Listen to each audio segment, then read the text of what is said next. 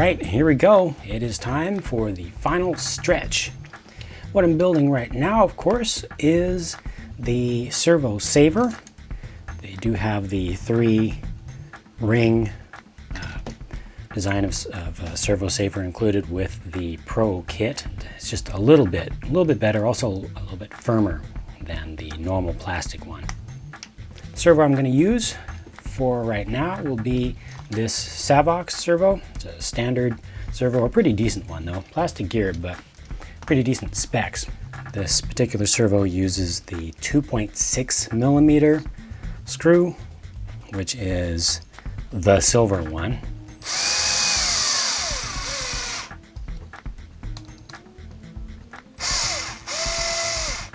Oh, well, that's messed up. In the step number 24 in the manual, they show you assembling the servo saver with the ball end sticking away from the servo. In step number 25, they show you that it actually needs to be the exact opposite way. Grr. So I guess that's how it's supposed to be. This flat piece right here is going to go on the other side, and this is going to form a little bit of a flat mounting platform. Receiver and the ESC are both going to go on that side. That's actually going to work out just fine, I think, and I can start getting everything settled down into place. It's a very tight fit right there. Had to put the receiver, it's not a very big receiver, not a very big speed control, but I had to put the receiver on its side. This right here is a little battery bumper, just a stopper that's going to go down in the tray to keep the battery from sliding back and forth, because in the M configuration you do have enough room. In the M or L configurations you do have enough room, I think, for an extra cell if you're using nickel metals. I'm going to be using lipos, of course, so I'm just going to put one of these guys in there, and you see there is some aluminum tape down here. They do supply that, and that's going to keep the servo wire that goes under there from getting chafed by the battery.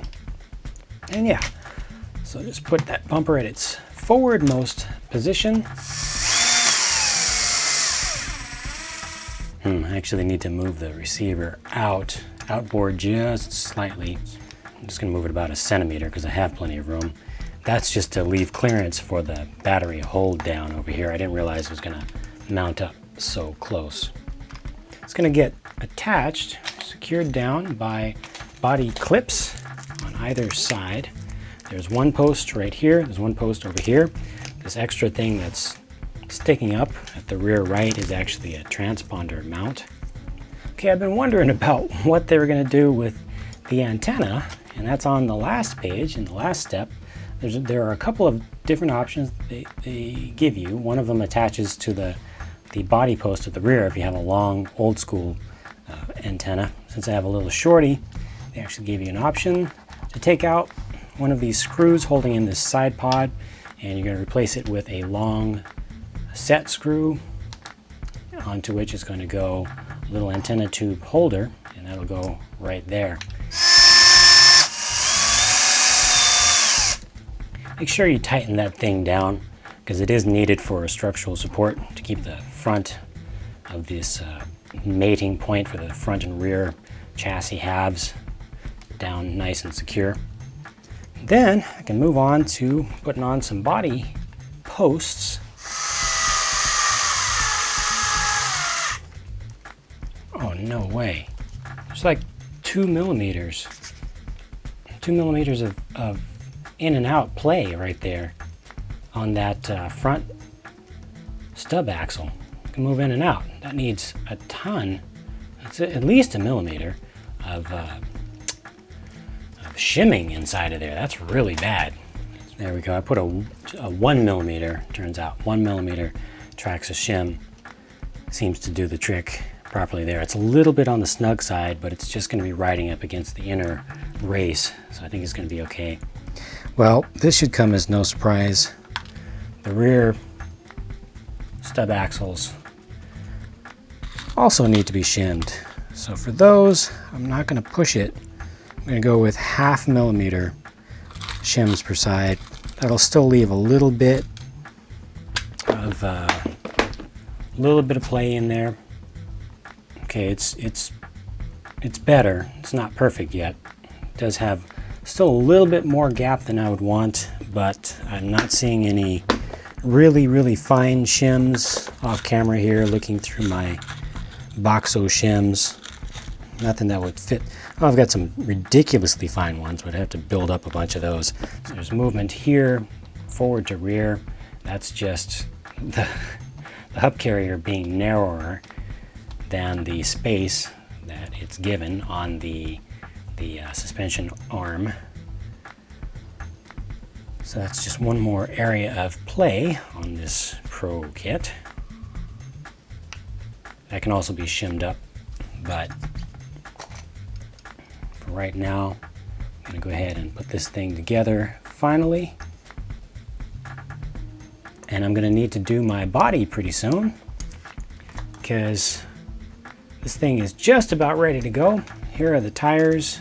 Like I said, I have not glued them up just yet because I'm not 100% positive of which wheels that I'm going to want to use, or if I'm going to want to do a little bit of a custom paint scheme on them. I've actually had success in driving around the Minis on low power configuration without even gluing the tires. But I think with the brushless system, even though it is a fairly mild brushless system, I think it'll still need some gluing.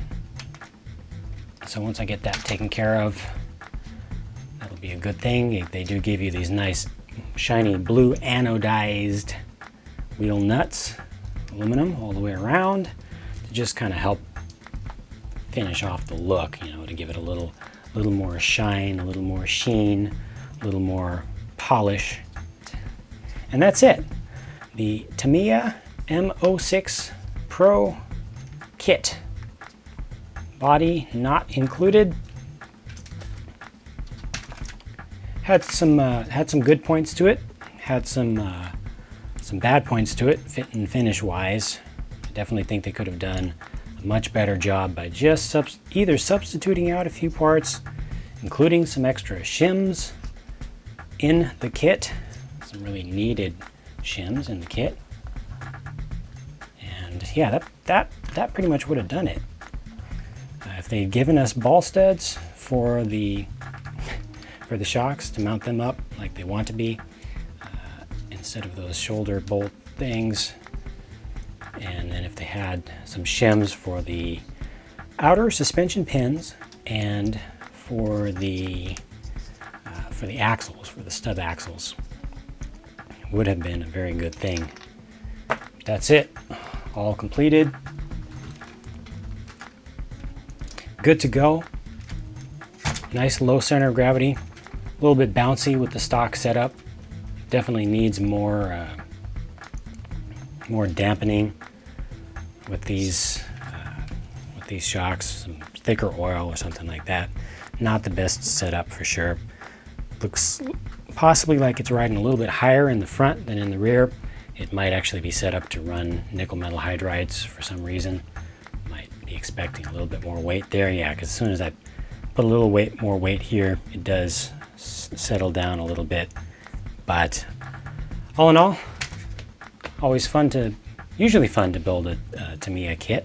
They look good.